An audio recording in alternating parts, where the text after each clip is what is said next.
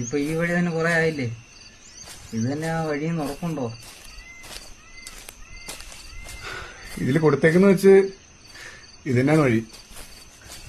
നടന്ന് നടന്ന് കാലൊക്കെ കഴിച്ച് കുറെ നേരമായിട്ട് നടക്കുന്ന വീട്, കുറച്ച് ഇന്നിട്ടൊക്കെ പോയപ്പോഴേ.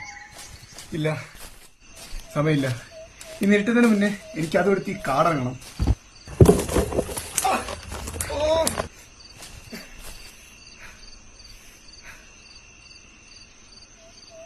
ഇത്ര കഷ്ടപ്പെട്ടു പോകാൻ അതത്ര വിലയുള്ള സാധനമാണ്.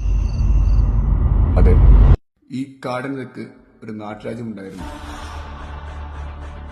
സമ്പത്താലും പ്രൗഢിയാലും പേരിട്ട രാജ്യം. നാടുവാണിരുന്നത് വിക്രമസേനൻ. വിക്രമസേനുമായി മറ്റു നാട്ടുരാജ്യങ്ങൾ സൗഹൃദത്തിലായിരുന്നെങ്കിലും അവരുടെ എല്ലാം കണ്ണുകൾ എന്തിലായിരുന്നെന്ന് അയാൾക്കറിയാമായിരുന്നു. സ്വർണ്ണത്തടികളും രത്നങ്ങളും നിറഞ്ഞ അയാളുടെ നിധികൂമ്പാരം. അതിലെ ഏറ്റവും വിലപ്പെട്ടത് ഒരു കല്ല്, രാജ്യത്തിന്റെ സമ്പന്നതയ്ക്ക് കാരണമായ ഒരു രത്നക്കല്ല്. ബ്രിട്ടീഷ് ആധിപത്യത്തോടുകൂടി രാജ്യത്തെ സമ്പത്തുകളെല്ലാം ചോർന്നത്.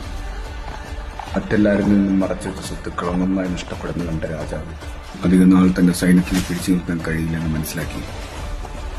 തനിക്ക് അനുഭവിക്കാൻ പറ്റാത്തത് മറ്റാരും അനുഭവിക്കരുത് കരുതി ഈ ഉൾക്കാട്ടിലാണ് ആ കല്ല് ലഭിച്ചത്.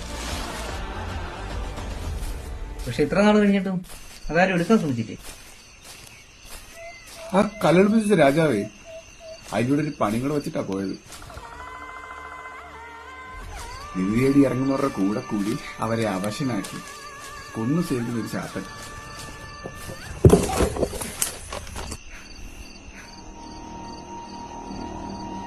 ഞാൻ കട്ടിലെത്തിക്കില്ല ഒന്നേ. നീയാ